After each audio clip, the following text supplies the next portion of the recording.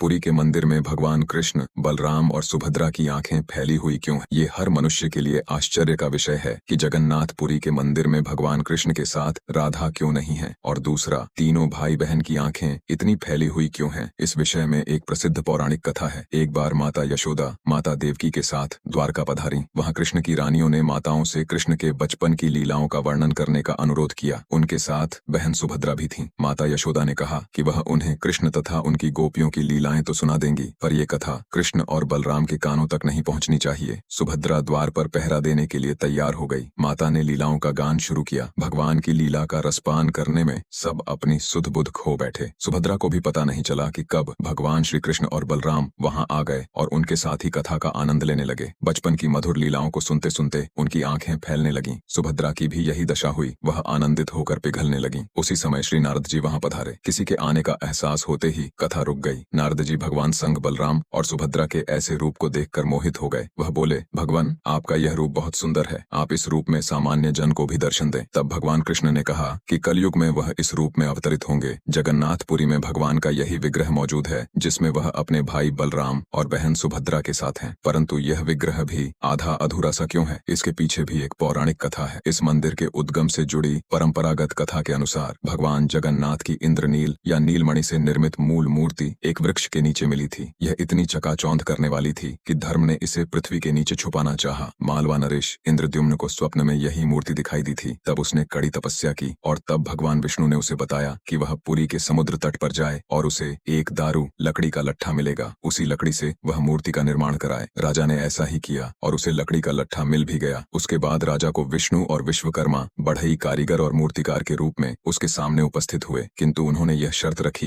कि वे 1 माह में मूर्ति तैयार कर देंगे, परंतु तब तक वह एक कमरे में बंद रहेंगे और राजा या कोई भी उस कमरे के अंदर नहीं आए। माह के अंतिम दिन जब कई दिनों तक कोई भी आवाज नहीं आई तो उत्सुकतावश राजा ने कमरे में झांका और वह वृद्ध कारीगर द्वार खोलकर बाहर आ गया और राजा से कहा कि मूर्तियां अभी अपूर्ण हैं, उनके हाथ अभी नहीं बने थे। राजा के अफसोस करने पर मूर्तिकार ने बताया कि यह सब दैववश हुआ है और यह मूर्तियां ऐसे ही स्थापित होकर पूजी जाएंगी। तब वही तीनों जगन्नाथ, बलभद्र और सुभद्रा की मूर्तियां मंदिर में स्थापित की गईं। दोस्तों, कमेंट में जय जगन्नाथ स्वामी जरूर लिखें। दोस्तों, वीडियो अच्छी लगी तो लाइक और कमेंट करके चैनल को जरूर सब्सक्राइब कर देना। आपका बहुत बहुत धन्यवाद।